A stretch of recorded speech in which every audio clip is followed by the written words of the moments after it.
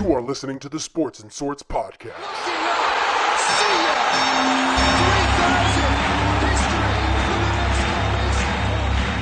Ladies and gentlemen, welcome to the main event.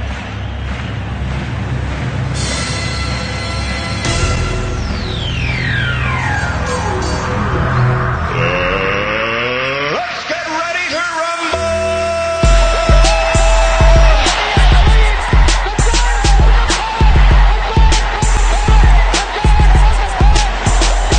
This one by Mattingly. Oh, hang on to the roof.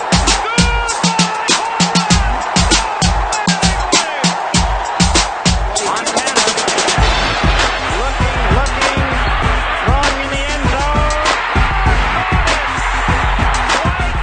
5 seconds left in the game. Do you believe in miracles? Yes! Little roller up along first. Behind the bag. It gets through Buckner. Here comes Knight and the Mets win it.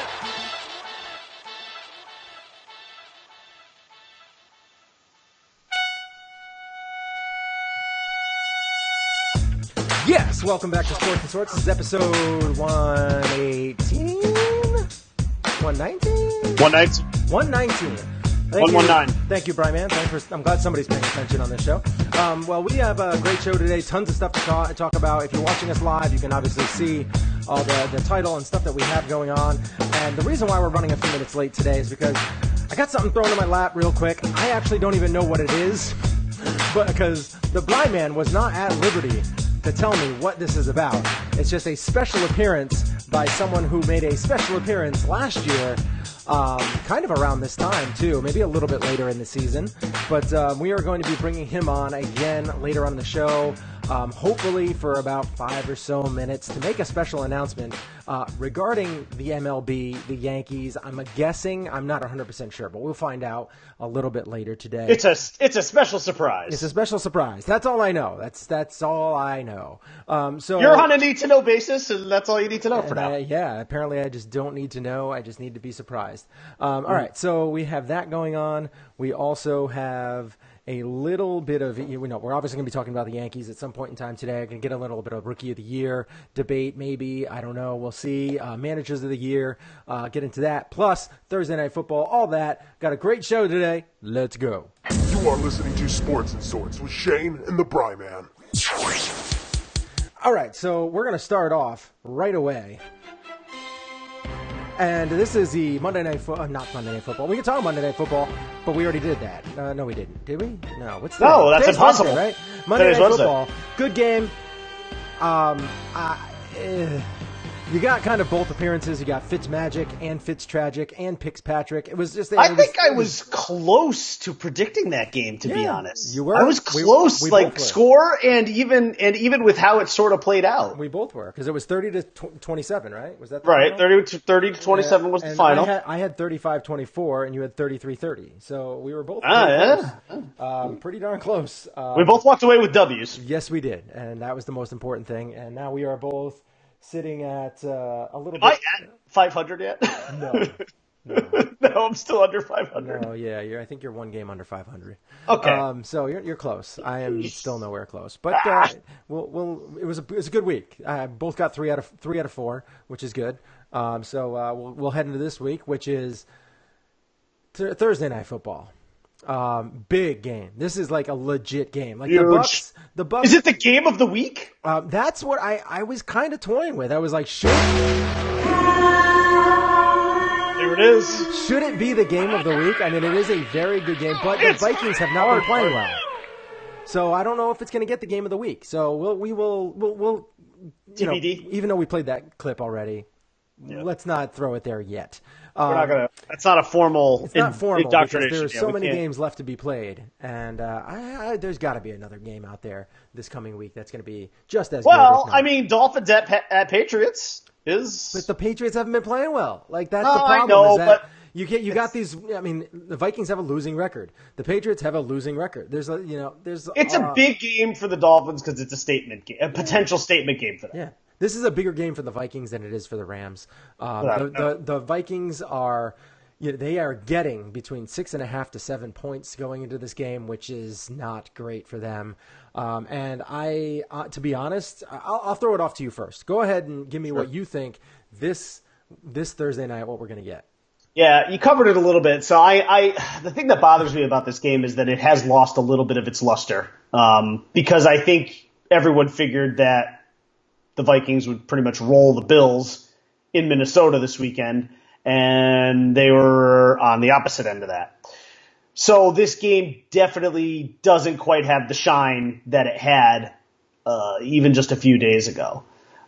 It's still a marquee matchup because you expect the Vikings defense to play more up to par with what you expected them to play at the beginning of the season.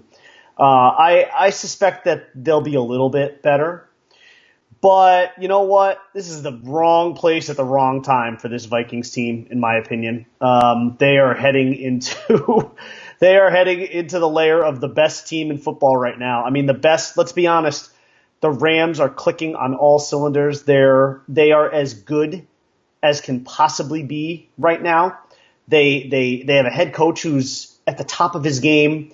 They have a quarterback who is now this is year 3 for him, and he looks like an all-pro. He looks so comfortable in this offense. He looks like he can do whatever he wants with all these different weapons.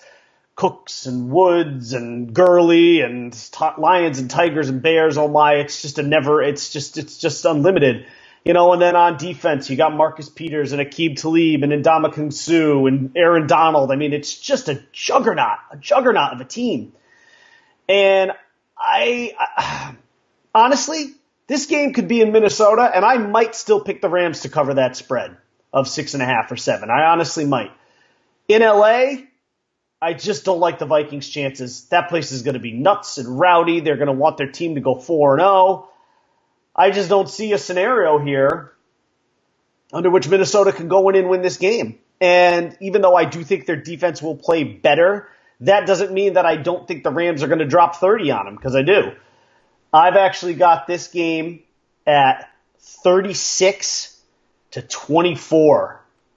Rams by 12, so almost doubling that spread. But I got this being a pretty easy win for the Rams, unfortunately. I wish I could say I think it's going to be closer, but I don't see that scenario playing out. All right, so you had 36-24. Rams by 12, 4-0. Yeah, I mean, this team is great. I mean, the biggest issue that they're going to have to overcome this week is really the possible absence of Aqib Talib. I'm not exactly sure where they're listing him yet. I think last I knew he was doubtful, but the same thing is going on with Marcus Peters as well. He is also he went from out to doubtful to now questionable, I think. But still, with that kind of him having the issues that he has going forward, because he has issues. He has the calf issue, and that is not good when you're in the secondary. You need to have your legs under you. You have to be able to be quick, fast twitch muscles. You can't be having in the back of your mind, oh, my calf, I can't really make that cut, all that kind of stuff. So it'll be interesting to see. If I was the Rams, I would sit them both, let them get healthy. Short week, do not even attempt it, because I think you still have the firepower to be able to get this job done. And like you, I'm very, very much into the fact that the Rams are just going to kind of beat this team up a little bit. The Vikings are starting off the season. I still think the Vikings are going to have a good record by the end of the year. I still think they're going to finish somewhere like 10-6, maybe 11-5. But it's going to take them a little bit to get their act together. And they're starting off the year not in a good situation, but and I'm with you. I think that the Rams, I think they're going to cover too. Like you said, I mean, you had them 36-24. Like I said, they're getting about 6.5 to 7 points. But I think the Rams are going to come away with the victory here. They are going to put up a ton of points. I don't know if they're going to put up as many points as we think, because the Vikings defense is still good. They have a good defense. I think they were surprised by the Bills. I think they were, looking past the Bills to the Rams game a little bit early. So I think that the Vikings are going to put up points. I think they're going to score 30. but I'm with you. I think the Rams are going to score 36. So I think it's going to be close. There is a chance they could be, 36-30, 37-30, around that range. They could cover, they could not. We don't pick the odds. So yeah. I'm picking the Rams to win. You guys can decide if you want to choose our picks with the points that we give in Vegas, but I think that the Rams are going to win 36-30. We're not good enough at this. We're not good enough at this to cover the odds. So what do you mean? We both have. We did well last year. Last year, 60% of the time. We worked every time? Yes. Yeah. Which is good. Well, if you were doing that in Vegas, you're making some serious bank. Yeah, we would have been okay. We just started off slow. That's all. Just, that's all you have to say. Started off slow. I have a feeling we started off slow last year because if you recall last year, the first few weeks of the season, we were calling it the year of the weird. Yeah. And this year has actually been a little bit similar. Yeah, maybe. All right, so we got that. Mark wants to post and say that he's back. Can we start over? Unfortunately, we can't start over. We're live. But you can, rewind maybe or start. You can watch the show a little bit later when we post it. And we can also post it on YouTube. You can head over to YouTube, Sports and Sorts. Type that in there. Find us there. You can listen to us on iTunes, iHeartRadio, all these different places. The audio-only version. Or www.sportsandsorts.libsyn.com, where we have all of our previous shows. All of them. Every single one. They're all there. Yeah. Go on over. Check them out. Sure. All right. That's pretty much it for that. All right. So we gave our picks for Thursday Night Football. It's going to be an exciting game. I'm looking for. I can't say I've been really looking forward to a lot of these Thursday night games, which is weird because we trash on Thursday Night Football for different reasons. But they are coming up with some really good games so far this year, so it's been fun to watch for sure. All right, let's get into next quick topic. Le'Veon Bell has been in the news all over the place. I don't want to spend a lot of time on this. We don't have a lot of time today. So I don't want to spend a ton of time on this, but I do want to talk about Le'Veon Bell and not where he is going to go, because I think that is just, there's too much speculation out there, but where we think he should go. I mean, to me, right off the bat, there was a few teams that I was like, oh, yes, there are 3 teams that I really feel like could really, it not only could it help him out, for next year, but also it could help those teams out to make them possible Super Bowl contenders. And one of those teams is the Indianapolis Colts. Another one of those teams, the Green Bay Packers.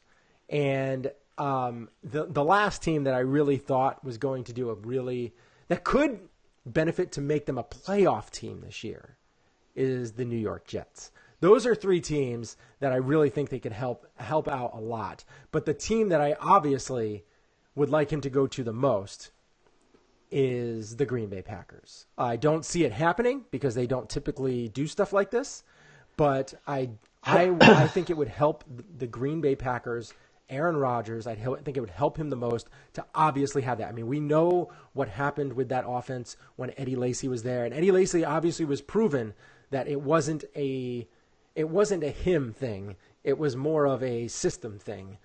Because, they have continued to do that kind of, not really 1,000-yard rushers so much, but they've continued to be able to have success without a running back. But with having a running back like Le'Veon Bell in that lineup, Ronnie is not happy with he just said, shut your dirty mouth.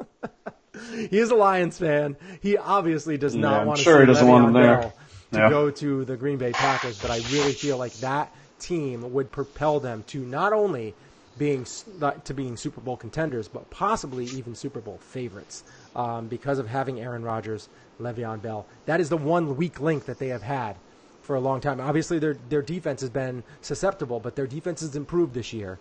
And barring some crazy calls that have happened against Clay Matthews, they could be even better than they are right now.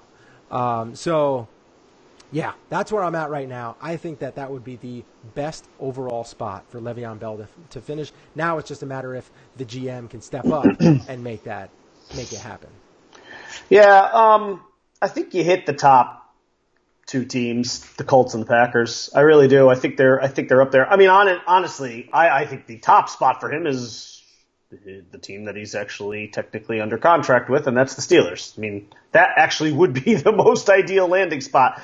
But as we all know, that's just not going to happen. They don't even care because they're doing well with. I mean, as far as running back situations go, the running back situation is not hurting them.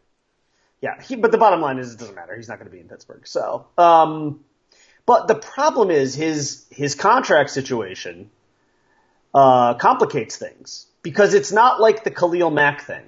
You know, the Bears knew they could trade Khalil Mack, get 2 number 1 draft picks for him, but they also knew that the team that was getting him could sign him to a long-term guaranteed contract. Mm-hmm. The Steelers will not get anywhere near that kind of compensation because whoever gets him, he's playing under the franchise tag. He cannot sign a new contract wherever he goes. He has to play under that franchise tag, which means he's getting like $800,000 a game for for the remainder of the season at the time that he'd be traded. Mm-hmm. So, and that, the best that team could give him is a wink and a nod and say, look, you finished the season healthy, you're productive, we're going to take care of you. But there's no guarantees with that. And they could even be lying about that. And, I think that's going to be. See, there's no point in trading for him if you don't give him a contract. Well, yeah, but you can't right at the time. Right, but for them, you have to literally have a handshake agreement, have it all written out, and being like, at this date, it's going into effect. Like, I don't. You have to. Like, I don't otherwise, know. I don't think you can legally do that. Then he's not getting traded. It's a tough call too, because then what do you give? What do you give as compensation for him? It's not the same as much. You shouldn't, because he's a 7-year-old running back, 28-year-old running back. He's honestly he's in his prime. He's 26 right now. Oh, is he 26? Okay. He probably still have four decent years left. Maybe 3. He's a workhorse for a season. He was suspended for 4 games of a season. He has part of one season. He's currently not playing right now. Right, so his legs are very well rested. He should be fresh. I just don't think the problem is I can't even guess as to what the compensation is for a guy like him right now because of the contract situation. Mm-hmm. It really muddles it. It was very different with Khalil Mack. That was very clean cut. You knew you could trade him. Mm-hmm. You knew you could get draft picks for him because you knew whichever team was getting him could sign him to a long-term deal. This is not the same situation. And if he gets injured, any guarantee, any handshake that any team makes with him, that goes out the window. So, but I'm sorry, to answer your question now, my pick, again, outside of the Steelers, because I do think the Steelers are really that team, the Colts. That's a perfect fit. Andrew Luck really, really could use a great running back like that. Yeah, but Le'Veon Bell, I don't know if he would play because their offensive line is so atrocious that he would just be getting himself possibly into a bad situation. He'd be more of a receiver in that setup for sure. But we're still early in the season. Although Luck has looked fine, we're still early in the season. Luck with his shoulder, probably not making as many deep passes. To have a safety valve like Le'Veon Bell would be really nice for him. I think that's a really good fit. But again, what's the compensation? I just don't know. You say Colts, I say Packers. Ronnie says, shut your dirty mouth. Ronnie probably agrees with me more than you. So. And Brandon Blaine. Well, you want to know the truth? I don't think he's getting traded. Yeah, it's going to be tough. It's going to be really tough. I just don't see it. It's going to be really tough because they're not going to get a lot back. And right. On top of that, you're not even sure he's going to play for you because that's the reason why you're not going to get a lot back is that you just don't know if he's going to play. You don't know if he's going to suit up because he's not getting the contract. So I think there's going to be a point in time in the season where he's going to have to suit up. So if I was the Packers, I would try and get him because if there was ever a team because you have Andrew Luck. I mean he's a very good, but he is not Aaron Rodgers. And Aaron Rodgers, if there was ever a guy that could be like, come on, bro, we'll give you a couple of weeks off because to get yourself into shape, you don't have to start right away, and then get the playbook under, and then we'll get ready to roll, and we will dominate the second half. In my opinion, honestly, I think your best case scenario for him, and you may laugh at this, I think your best case scenario in terms of what you could get in return for him is somewhere between a third and a fifth round pick. Yeah, he'll probably get more than that because I just can't. If he's going to play for somebody else, you cannot give up a first rounder. But if he's going to play for somebody else, and you as a team, you have long-term aspirations to keep him on your team for the next 3 to 5 years, you're going to give up a first round pick. I can't see it. Can't see it. And with the Packers, I think a third is the best case I don't know what the scenario. Packers' situation is, but their first round pick is probably going to be in the last 2/3. Also, by the way, if I'm the Steelers and somebody offers me a third rounder, I take it because you're going to get nothing for him. So, well, at the end of the season, yeah. But I have a feeling they're going to get something. They're going to get something because he is talented, and if he's going to play for that team, you got to get something back. You got to get something good. So I would say at the if you get a third or better offer for him, you have to take it. Because otherwise, you're just letting him go, and he's walking as a 26-year-old. Yeah, but the team that's taking him has to have an understanding that he's going to suit up. So I don't know. It's very tough situation. I think that's a given. It is. But if that's the case, you're getting more than a third rounder. And that's why I still don't think it's going to happen because it's just too complicated. Yeah, I mean the only thing is you only got this year left with the Steelers, so there is that. But you're getting more of a long-term deal with this guy if you're gonna sign him. So if this had been the same situation as Khalil Mack, he would have already been traded. All right, very true. All right, so let's get on. Let's move on to might as well just tackle it. Get right in, tackle it. You're not tackling it. Swing for the fences here, and go to Play ball! By the way, in honor of let's see if I can put these in it. In honor of Duncan saying officially that they are going to drop. They're just straight Duncan now. I'm going to drink my Starbucks cup. In honor of them dropping, it doesn't matter to me. I mean, it's not going to hurt their business. It's actually going to probably be better for their business. I mean, shortening the name, changing, it's probably good. Just like this whole thing with not tackling the quarterback, it's probably good for the game. But I mean, it's just kind of tough to watch when they're kind of going through the beginning of the Newhouse traded, Bills coverage, Newhouse traded. Good, okay. I don't know if that's really worth a big yay. And I'm a Bills fan, so all right. So let's move on. Baseball, quickly. We're going to touch on the manager of the year real quick. Manager of the year, as of right now, for me, it comes down basically to one team in each league. You could make a case for a couple of people, of course. I just came down to two teams. One in the AL for me is Bob Melvin. Oakland Athletics. I don't think they're. I mean, the A's they are a playoff team, and nobody in their right mind at the beginning of this season thought the A's were going to be a playoff team. I just can't go against Bob Melvin. Is there anybody else that you would think that you could go for other than Bob Melvin for the AL? Nope. All right. So that was my pick. It was Bob Melvin. I will say though, it was a tough call, and I actually had him. It was a three-way for me. It was between Melvin, Kevin Cash, and Alex Cora. And it was, and I know it's kind of easy maybe to just kind of lift your eyebrows at the Alex Cora idea because, the Red Sox were sort of favored to win. But let's keep in mind, he's still a rookie coach. Yes, he was a bench coach, but he's still a rookie coach in this league, and he's guided that team to well over 100 wins in a historical season for the Red Sox. So, and then let's be honest, what the Rays did in the second half of this season is just otherworldly. Yeah. I mean, it was really unexpected. At one point, they were almost 20 games over 500, and the Yankees have taken a couple from here in these first two games of the season. But yeah, for me, it's Melvin. Nobody expected this. With that payroll, what are they at, like $66 million? It's an incredible job by Bob Melvin. They're really, paying really their players in Cracker Jacks. Yes. All right, so Moving over to the NL, to me, it came down to basically two managers. You could go further. You could obviously, I mean, the Brewers are having a fantastic season. Nobody kind of really expected that. You could even go to probably the Diamondbacks because I don't think a lot of people are expecting that. But for me, it came down to two managers, and me too. It's the Phillies. Gabe Kapler. Their team has really performed well, considering I was expecting them to finish in dead last. And I was projecting them to be good in the next 2 to 3 years. Obviously, they have stepped up. But the biggest one for me is Brian Snitker for the Atlanta Braves.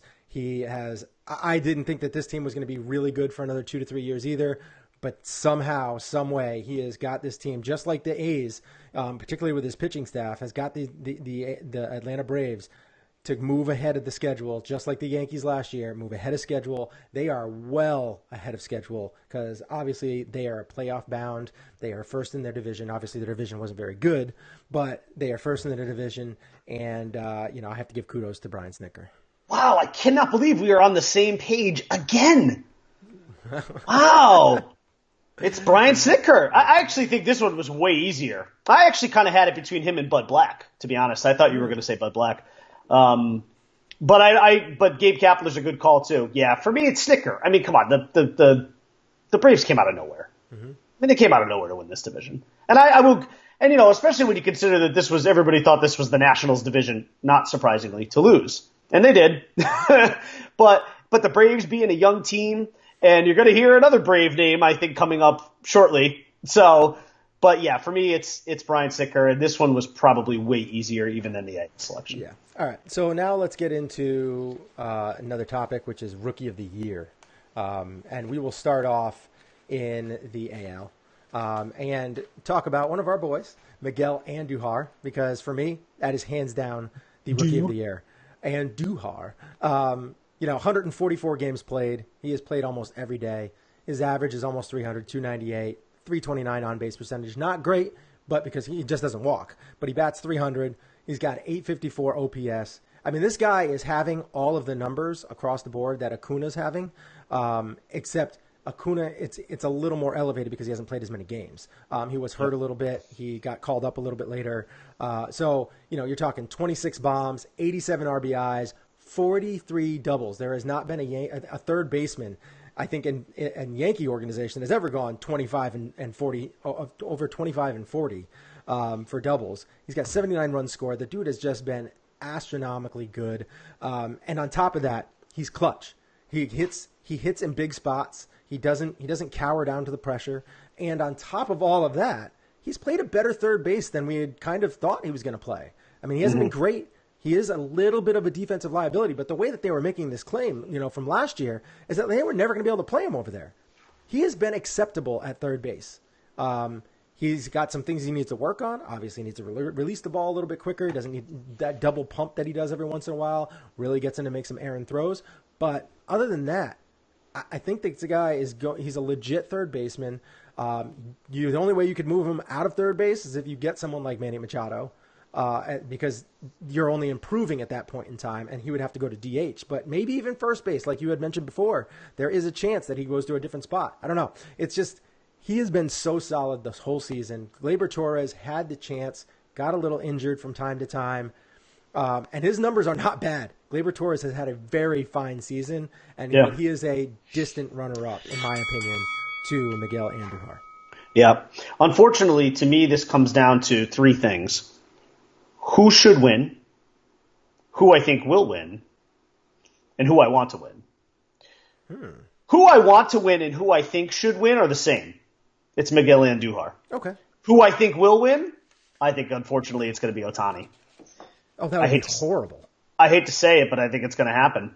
Because I think the writers are going to look at him as a once-in-a-generation player who has done just enough, who's had just enough plate appearances and just enough pitching appearances to put him over the top. Again, if you're asking me who I think deserves it, Andujar. And it's not even close. But if you're asking me who I think, unfortunately and objectively, is going to win it, I unfortunately think it's going to be Ohtani. I hate to say it, but you know what? He's hit 280 at the plate. He's hit 21 homers, 57 RBIs. And then I think, what is he, 4-2 pitching with a what is his ERA? Is it in the twos? He's had or is it, I don't know, is it 3-3-1? 3-3-1, yeah. I think he's 4-2, 3-3-1. Yeah.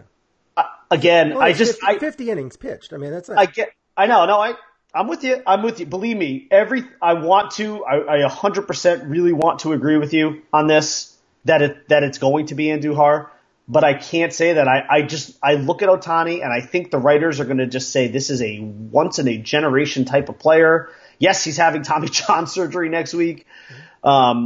But I think they're going to look at him and say he had enough. He had enough plate appearances. He had enough pitching appearances for them to see everything that they needed to see. And unfortunately, I think he's going to walk away with it. Wow, I'd be really, really, really disappointed if that was the case. I mean, yes, he plays on both sides of the ball because he pitches and he hits. I hate to say it, but he has nowhere near enough plate appearances. He has nowhere near enough starts to actually warrant it. I don't think. I don't think he deserves it, but I do think he's going to win it. That would be pretty much the shock of the century for me. That would be really. Really? Yeah. I mean, you really would think it's that? You think it's that crazy? My jaw would absolutely be dropped if that was the case, if he won it, because he hadn't even played a half a season. And it's not like he was putting up numbers like, Gary Sanchez did when he came up for that half season where he hit 20 bombs and, basically like a month and a half and almost ran away with it. But as you're well aware, I love being wrong. Yeah. So, because usually that means good things happen. So I look at his numbers. I'm like, yeah, decent numbers, but he didn't play enough. Like there's like not even enough time to like really exploit a weakness at that point in time because he's played so little. I am with you, but I just again, I'm sticking by what I said. I think the writers look at him and they just see this is a once in a generational player who had enough of a sample size of each that we could definitively say he's the rookie of the year. I don't agree with it, but I think that's what's going to happen. That would be unfortunate, but I would be really shocked if that actually happened just because of the little amount of time that he's played. All right. So, let's get on to, let's skip that. And let's go, we're pretty much done with that. We did we had to do NL, right? We did NL, yeah. I mean, this is easy. Ronald Acuna Jr. Should we say it together? Ronald Acuna Jr. I mean, the guy he's done everything that Miguel Andujar has done, just a little bit better. 289. He's only played 106 games, but he's got a 365 on base percentage, which is very good. He's got a 923 OPS, also very good. 26 home runs as well. Nowhere near as many doubles. He's only got 25 doubles, but, you're talking probably closer to 35 if you played 144 games. 77 runs scored, 60 RBIs. Those are all totals that are going to get higher as he gets older, too. He's just going to be more in the middle of the lineup. He's got 15 stolen bases, 5 caught stealing. I mean, that's a pretty good percentage. And he's on a first-place division-winning team. Yeah, and he's on a first-place division-winning team that he kind of basically – is the reason. I mean, his only real competition is Ozzy Albies on his own team. And Ozzy Albies had a really good season. He's played a lot more games and he's had a really good season. But I just think that whenever I turn on the MLB Network or anything, as good of a season as Miguel Andujar has had, which kind of gets flown under the radar because every time I turn on the TV, it's a Ronald Acuna Jr. highlight. That's what it is every single day.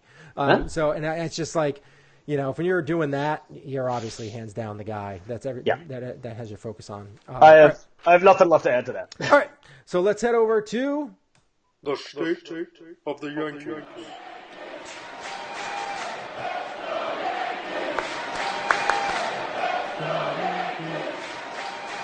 Hello, mother-in-law. My mother-in-law is on there, and she has a picture of my daughter on there. It's very cute. I just want to sit there and stare at it for a little while. Focus. Oh, sorry. Anyway, all right. So we have a couple of things that I want to talk about before we have our special guest come in. You know what? Before we get into that, I'm just going to play a commercial real quick. Be right back after this. See ya. 30 seconds. Bye. Pebbles drop deep to left field. Going back choice. Looking up. Pebbles drop deep to left field. Going back choice. Looking up. See ya.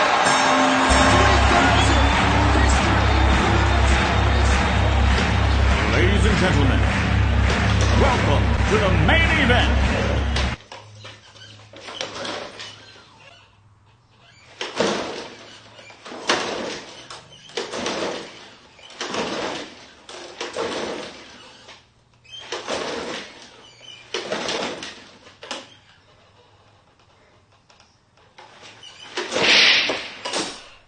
Sports and Sorts with Shane and the Bryman. 75% sports and 25% sorts.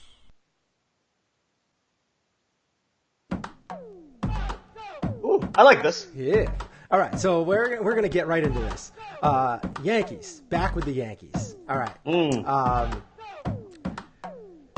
There's a couple of things that I took away just from yesterday's game. I watched all the highlights. I wasn't able to watch the game because, again, I'm having water issues in our house, which is awesome.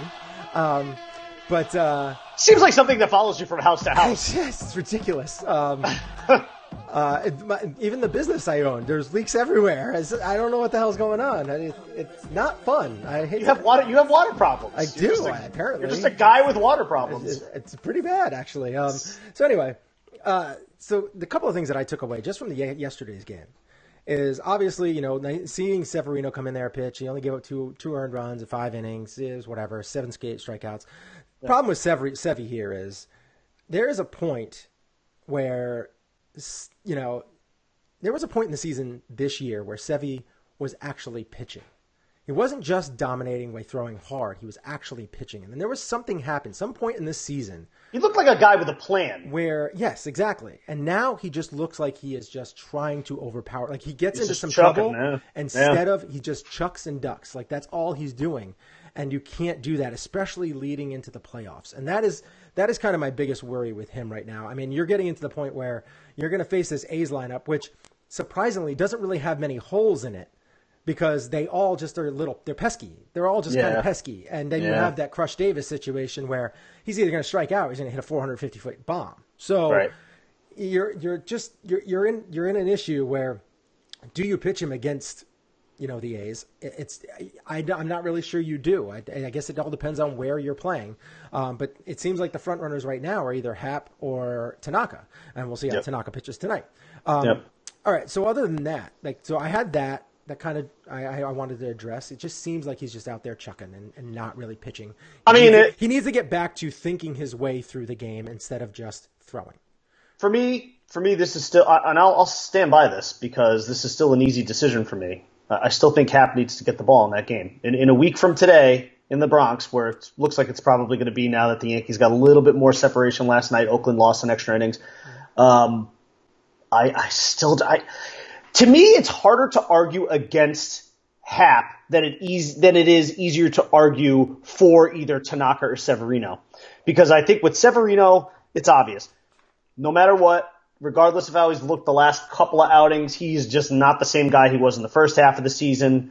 And we did see in the wild card game last year that he can get blown up. And Tanaka, the thing that worries me about Tanaka is the thing that's worried me about Tanaka for the past few years. He's going to give up a long ball. The question is how many guys are going to be on base. But he's going to give up a home run in that game. That's almost a guarantee. He's going to get taken deep in that game. The question is, will the bases be loaded? Will it be a solo shot or somewhere in between? To me, it's just that simple. Whereas Happ, I look at Happ, consider the pressure that he was under coming here. He gets traded for at the deadline, and with the exception of one start, he's been fantastic. And he's just so businesslike in the way he goes about things. It's really hard for me to argue against Happ. It's harder for me to argue against him than it is for me to argue for Severino or Tanaka. And that sounds weird coming out of my mouth, especially when you consider that Tanaka and Severino are guys who have been on the team for the last few years. Mm-hmm. But I'm sorry. It's just, to me, and again, we also know that Gary Sanchez is going to be catching this game, and we know it.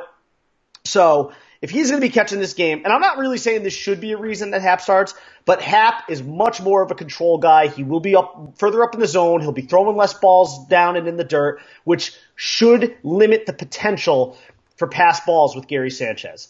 So to me, I don't want to say it's a no-brainer, but it's about as close as you can get. Okay. All right. I mean, I don't think it's a no-brainer. I think you just got to see how Tanaka pitches tonight. I think it depends on which park you're playing. I think there's a lot of situations that, it obviously falls down to.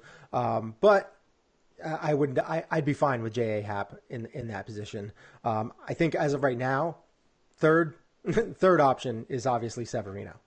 He's not even really in contention right now, in our opinion, but we'll see how Aaron handles that. Yeah, I don't know. He still could end up being the guy. Yeah, well, that's what I mean.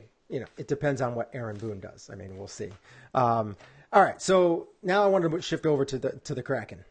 My guy, Ooh. Gary Sanchez, who's been in a slump pretty much all season long, and when he wasn't, he's been on the DL. So Yep. his performance yesterday, a lot of people were like, "Oh, this is going to get him out of it. This is going to." My problem with yesterday is, being an ex-baseball player. I mean, obviously, I wasn't a Major League Baseball player, but I played baseball at a fairly high level, and the way he was hitting yesterday is kind of how he's been hitting all year, and that is him getting off his front foot and pulling the ball. That ball that he rifled through third and short was more middle out, like it was pretty much middle of the plate. He should be focusing on rocketing that ball right up the middle instead of yanking that ball, because he's out on his front foot. And with his home run, he was way out on his front foot. He just happened to get the bat underneath the ball a little bit, and the ball went and jumps off his bat because he's a big dude. So he's a big guy. Yeah. I'm the only thing that I'm hoping that happens from yesterday's performance is that I hope that he has more confidence. That's all I hope he gets from. Right. I hope the confidence level is up, and he comes out, and Boone isn't he isn't a dummy. I was going to call him a dumbass, but he's not a dummy, and he doesn't bench him today to give him a day of rest. I do not want that. You can't have that, and these managers do it all the time. Do not give him a day off. Ride the hot hand. If he slumps today, then go ahead and give him a day off. But if he keeps hitting, keep him in the lineup. Keep him in the lineup. That's it. Yeah.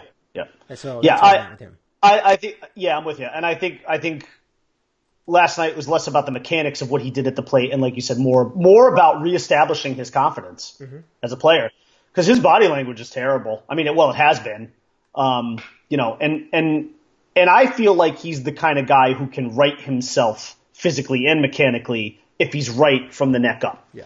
Because he does seem to be, I don't know if you want to call him sensitive. Maybe that's harsh, but I think he is. But I think he's an emotionally driven guy. Yeah. And that can serve him well. If he's right, he can carry this team.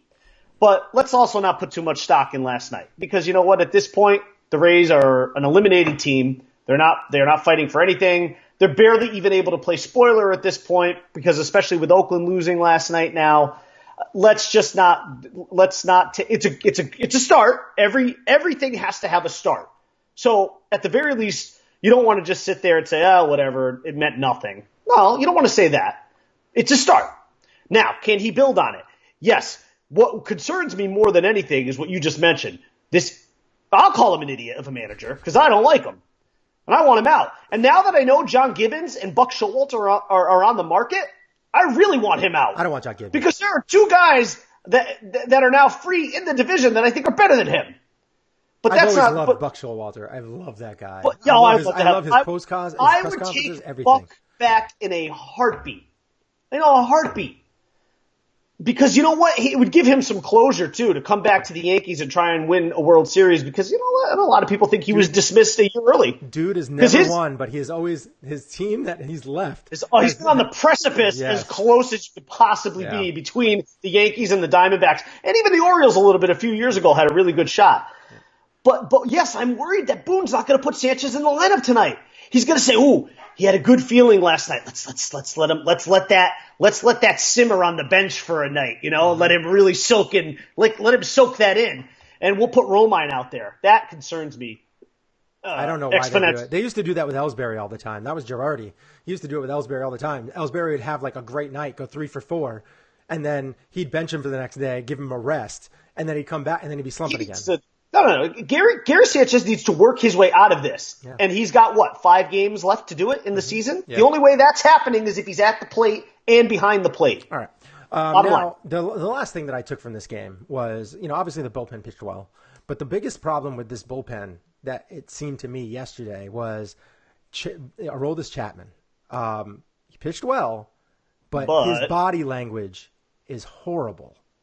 I'm not sure if it's because of, it's a low leverage spot that he kind of looks weird and looks uncomfortable, or if it's just the knee issue that's still bothering him or whatever, but he just does not look good. And that is a guy that obviously the Yankees have proven you need him as your anchor.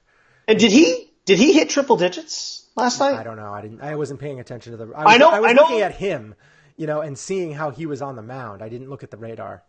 Yeah, because I know that I think in the night before he did not, or whatever day it was that he pitched before that, he was up in the high 90s. Mm-hmm. But for him, that's low. That's like a changeup. Yeah. So you really want him at the 101 to 103 range, at least when he's popping his fastball. I think the bigger question here is, if you want to try and look at it from the positive side, which is not normally me, let's focus on him. What about Zach Britton, who looks like the guy he used to be? Yeah. He's been very good. He's got it working right now. I mean, you almost have to wonder in a playoff game, especially in this one game playoff, would he be the closer? Or do you think Boone will use these guys situationally and say, you know what, we really don't have a closer? I don't think Boone has it in him to do that. I think he would just throw Aroldis Chapman out there. Throw Chapman out there? I don't think he has it in him to do it. I think that unless Chapman is hurt and he's not being able to pitch. I mean, I can't rip Boone for that decision. You're going with the guy who is your closer to close. I'm not going to rip him for that. But I will say, if you're looking at riding the hot hand, it's tough not to put the ball in Zach Britton's hand in the ninth inning, to be honest. The reason why I wouldn't have any issues putting in Britton's hand, Britton did it for a very high level, if not the best in the game. And he damn near won a Cy Young doing it. For years. Like, he didn't just do it for like a half a season. You could argue that he should have won a Cy Young. Where he was the best in the game at closing. Yeah. So I would have no problem putting it in his hand. Me neither. Especially right now, because Aroldis never really got a full, he never got to really test his arm out, in the minors or anything, because the minors is done. So he wasn't able to actually have real deal situations. He just worked his way back into shape. But then he pitched poorly when he came back, and now he's kind of like off the mound. He's kind of wincing, but he always has weird body language. It's just you want to see that body language where he's kind of like fired up, and he's just not getting that right now. Yeah, no, I know. So in just a few seconds, we're going to be reaching out to someone. I am going to see if I can do this. Not really sure if I'm going to be able to, but do you know if he has an iPhone? I'm pretty sure he does. All right. Well, let's try this then. Let me see if I can do this here. You gave me his phone number. Yes. And this is great dead air right now. Why don't you just talk? Can you fill the void what do you want me to say? Is there anything specific you'd like me to focus on? Well, listen. You're acting like Chapman now. Like I have to sit here and feed you stuff to be able to say? Come on. This is not my strength. Close it out, baby. Be the Britain. My God. Yeah, I'm probably better at closing than opening. That's for sure. You wouldn't want me opening the show. That'd be a natural disaster. I did let him know that we are placing a call though, and he did give me the thumbs up, so he's ready. All right, he's ready. This is a big announcement. I hope so. I'm nervous that this isn't going to be as big as you had as everybody had let on. So I'm going to audio only, and I'm calling him right now. Okay. We'll see what happens. A lot of pressure on Joe to deliver this announcement in a big way. Let's see if he can do it. What's going on here? Are you sure he has iPhone? So. You sure? No. I don't know. Can you ask him? Yeah. Oh, boy. Because I just tried, and it said it wasn't available. So. Oh, no. Is it coming up blue when you text him? Yeah. Oh, all right. Yeah. Then he should be, yeah. All right, let me try again. All right, here we go. This is great when it's live. I'm pretty sure he's got an iPhone because it says, it shows that he read the message and everything. Yeah, it says, He says yes. What's going on? It is. What's going on? Oh, maybe it's not hooked up to mine? Oh, man. This is just bad for business right here. That's not what you want. You said it's not ringing. Yeah. You said nothing. Not ringing. Nothing. You are correct. It's not ringing. Let me see if I can do it this way. All right. We're going to try some things here. Hold on. Ready? Well, in the meantime, while you're doing that, I'll give a quick review of the show Manifest, which I watched last night. I was very excited to watch this. So if you don't have any background on it, the Manifest show, which I think is okay, I'm ready. Oh, wait, hold on. We got it. Hold on. I was just ready to get into my review of Manifest. All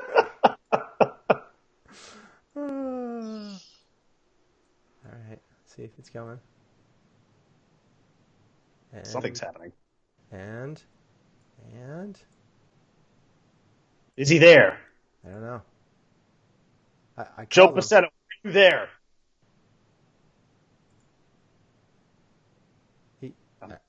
I don't hear him. Do you hear him? You're dead. No, I don't. Yeah. I did not hear. I called him via Skype this time. Nothing Via came up. Skype. Oh, no, nothing, huh? Wow. Yeah. Very unfortunate. Joe, are you there? Do we have... Try again. Here we go. We're going to try one more time, Joe. This is it. Otherwise, I'm making the announcement. Uh-oh. No. My wife just said, do you want me to call in and make a big announcement? I do not want you to make a big announcement. Oh, are you having another kid? I better not be. Oh, this is way bigger than what Joe had to say. Anyway, so Manifest, which Go ahead, Manifest. Give your Manifest thing. It was a very intriguing show. So the premise behind the show is that there's a small flight of passengers. They are they experience some serious turbulence. They are flying back to the U.S. from Jamaica, and when they land, they find out that their plane has been missing and that they had all been reported dead for 5.5 years. So a very fascinating supernatural kind of premise here. And so they land. The officer there is sitting there telling them, you've all been missing for 5.5 years, presumed dead. Mm-hmm.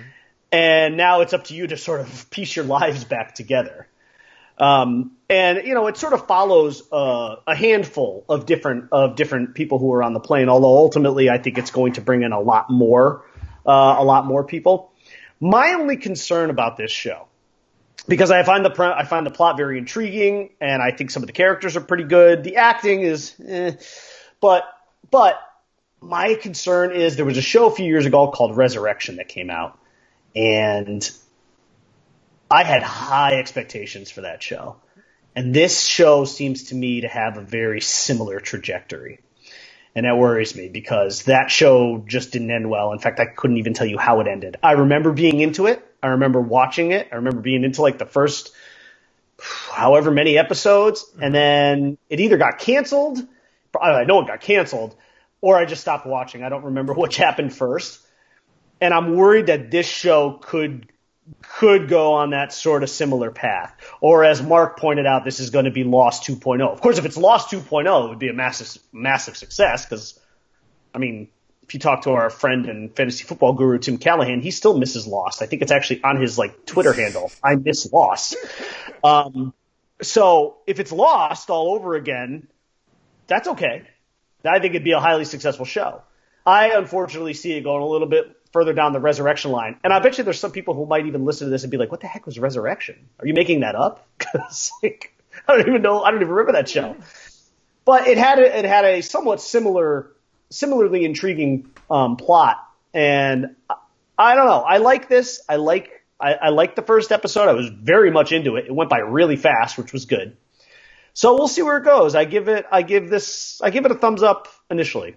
Okay. So, well, on that note, let's try this one more time. Oh, we're gonna try again? Yeah.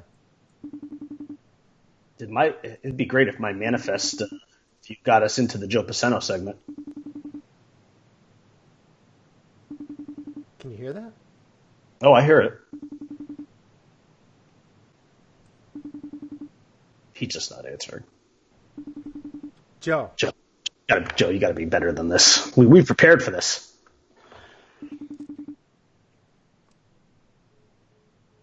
it says unavailable. FaceTime audio unavailable. Wow. Bro. I don't know what to do. This is terrible. It was a fun announcement. Clint says watch Ozark. Watch Ozark. Yeah, I hear a lot about Ozark. I know. Is it that good of a show? I've heard great things about it, but I don't know. It doesn't seem. Okay, Clint, give me a quick a really quick synopsis. It's like, what if you had to base it on a different show? If like there was another show that was out there that was kind of sort of similar, give me that, because I really don't know. It doesn't seem like the darkness of it doesn't seem like it's going to be catered to me. So I don't know. And my wife is laughing about her big announcement. So yeah, that's going on too. Joe just said call my cell. Like we've tried that. Yeah, here, I'll try again. We're trying again. Here we go. Like I can't just call from my phone. Right. That's impossible. I don't have I mean, I could potentially. We'd get a lot of feedback, wouldn't we? I mean, I could possibly Yeah. potentially. He's trying to call me. What is he doing? I don't know. Did you give me the right number? Yeah. Should I just try? Should we see if this works? No. I'm going to the. That would be terrible. I just tried him again. And it's saying FaceTime. He keeps calling me. Tell him to stop calling you. Answer the phone and yell at him. We have to be off of this we got to be done in less than 4 minutes. So hold on. Can you hear me, Joe? Yeah, I can hear you. Can you hear me? yeah. How is that? Is that audible to you? Yeah, I mean it's fine. All right, forget it. We're just gonna go with it. Joe, make your announcement. This has been a horrible segment. Listen,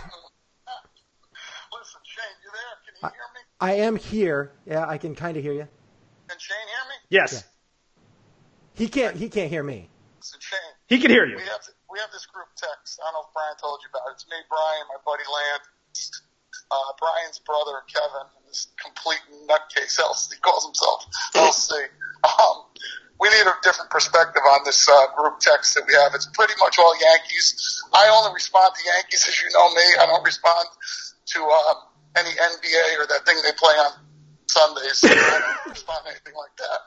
But we'd really like you to join to get a different perspective on it. Would you be willing to join that group text? Oh, I'm getting invited to be on the group text? It's the formal invite to the Yankees group text. Oh, I don't know. I might get thrown under the bus here. I have a feeling my takes sometimes I might get ganged up on. I'm not sure. I'm not sure how to take this. I mean, I'm obviously very honored to be a part of the group text. How many people are a part of this? You would make 6. I would make 6. So I would be the 6th person. I would be the Joe Torre. Strictly Yankees. I don't talk NBA. I'll talk a little hockey. The thing they do on Sundays, I don't talk that. Those protesters, they should all be thrown out anyway. You know what I'm going to do? He'll kick me off right away. I can't, but is he in? Yeah. Are you in? Do we have a formal answer? Yeah, I will say yes. I am in. I am absolutely in. I will gladly. I will gladly. Let me run because I got to go deliver Mrs. Scalzo's man. Thank you, Joe. There he is. Okay, so that's the big announcement. Via iPhone up to the microphone. I have been invited to join the group. Oh, that's very good. I think. By the way, I want to point out that he nominated you. It wasn't even me. Wow.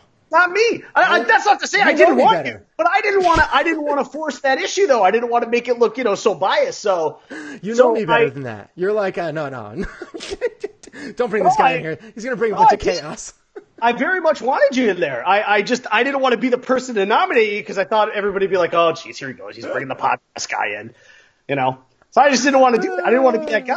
Joe, actually, it was this morning that he nominated you, and I said, Joe, I feel like you should make the announcement. That's awesome. I really appreciate that. I'm quite honored to get enjoy. I mean, this is a group that's been going on for a while, right? Yes. Yeah, I mean, this is, I think, year 3, if I'm not mistaken. I don't know if Lance is still on. He was on before. I don't know what we're on because I think it was kind of Lance who sort of informally started it. I think it sort of feels like it was him.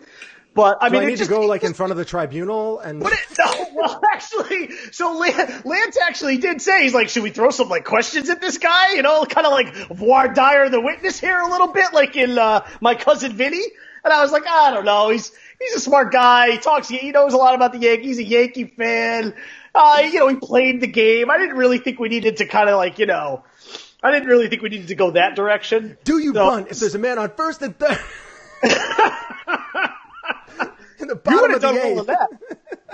You would have done well with that. I think it would have been. I think it was going to be more like Yankee trivia, but it was a unanimous. It terrible was a with trivia, unanimous but- decision, though. Yeah. It was a unanimous decision. But I do want to read you. Like I think I had a couple of quotes. My brother very simply said, "Tell Shane, don't this up." You know what I'm going to do? First post is going to be like, so how about LeBron to the Lakers?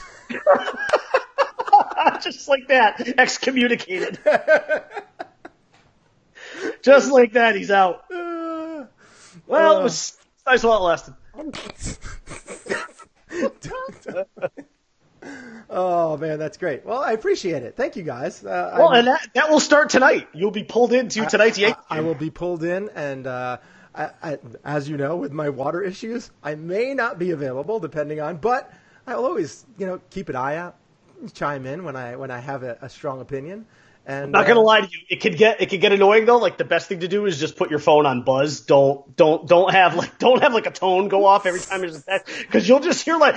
So I have thing on mute. Because like my main text thing is I have the Darth Vader drop that says if you only knew the power of the dark side. Mm-hmm. So just imagine that repeating itself like 100 times per night. You know what I would do? And sometimes in like rapid succession. So don't have this.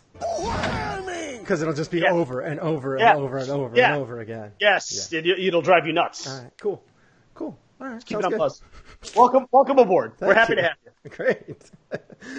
So, Christine, I want to hear your wife's big announcement. Yeah, what's the big announcement, wife? Is she there? Yeah, she said that. She actually said that it sounded fine. The audio from Joe, it sounded good. So that was good. We got a third party out there to say that it sounded good. So that was good. It was an otherwise disastrous segment. Yeah. All right. So this was a little bit longer of an episode than we wanted it to be, but we had an important announcement, and apparently I was a part of that important announcement. I just didn't know. All right. So we will be back on Saturday. We gave you our picks for Thursday Night Football. We did a little recap, quick recap on Monday Night Football, Le'Veon Bell, all that kind of stuff. A lot of Yankees, a lot of baseball. I'm looking forward to the playoffs right around the corner. So excited. We talked a little Duncan. Now it's just going to be Duncan starting January. Duncan. I don't know how I feel about that. I'm okay with it, I guess. It's not going to change the fact that I'm going to be going there every single day to get my pumpkin coffee until it's gone. So, whatever. I hear you. It's fine. It's good for business. It's a name. Who cares? Yeah. And like KFC. They're still serving donuts. It's not like you're getting rid of the donuts. So, and it's not like their donuts are very good anyway. So it doesn't really matter. But yeah. You can find us on Facebook, facebook.com/Shane and the Bryman, where we go live every Monday, Wednesday, Saturday. Mondays and Saturdays at 9:45. Wednesdays at 11. Unless we have a special guest announcement, then we do 11:05. But, wait, here we go. That's a good Are they question going to from change Mark. the name of the stadium? I would imagine so. Yeah, I would imagine it's just going to be Duncan Park. Yeah. Which sounds like a 90s singer. It kind of sounds like Linkin Park. Or Duncan Sheik. Isn't he the guy that's singing that Barely Breathing song? He also... Do you have that? Can you cue that up, DJ? What? I am barely breathing. Oh, jeez. Oh, Lord. Mark, this episode got away from us. Mark posted after that Joe Pacento call in. He said, "I waited for this?" Question mark. Some guy to get added to a text string? How is that good for the show? Well, the bottom line is we do this for ourselves and really not for anybody else. If we were trying to make money, we wouldn't do these kind of things. So, so between I'm drinking my Polar just beer. Oh, no, Polar Seltzer. They actually just got a park. They just 5 o'clock. So they just did a park. So they got their own. Joe Pacento was calling me back. Oh no. I'm out. I said something about LeBron to LA. He was like, nope, dude's out. All right. So, again, facebook.com/Shane and the Bryman, where we go live every Monday, Wednesday, Saturday. You can find us on Twitter at Shane and Bryman. You can find me on Twitter at Einhornespinkel. You can find me on Twitter at _Bry_man. And we do everything from sports, 75% sports, 25% sorts, as our commercial says. We're actually talking with my brother again recently. We are in the midst of doing some promo stuff, some commercials and stuff like that. We're getting ready to start that up again soon, so I'm looking forward to that. I got to get the Bry Man in some of this too, so we're going to have to get something going real quick. But yeah, promos are a big deal. We have another guy who's going to be sending in a promo to us. We're going to be playing his commercial every once in a while. And I think his name's Steven. Christina, not related to Steven, not related at all. Yeah. Thank you guys for listening. Jr. And we will see you again on Saturday to talk a little baseball and talk a little. Whoa! Hi, Dad. Love you. Hey. But we're leaving now. You missed us. No, but he still got to see your face. He did. That's a nice made post. him very happy. That's a nice post. That's a really nice post. Yeah, you can find us every Monday, Wednesday, Saturday. Mondays and Saturdays, 9:45 a.m. Wednesdays, 11 a.m. Unless Joe makes us go crazy and go till 11:05. So, all right, thanks. Sorry, Mark, for the for the letdown of an announcement. Sorry, yes. It's important to some people. Stay classy, Planet Globe. We're out of here. Your father's still there. Still there. He won't let go. Yeah, he's still throwing out the hearts. Yeah. Gotta love a father's love for his son. Indeed. Yes. All right. Bye. Bye. See you later. We'll see you Saturday. Bye. You can find Sports and Sorts with Shane and the Bryman on iTunes or www.sportsandsorts.libsyn.com.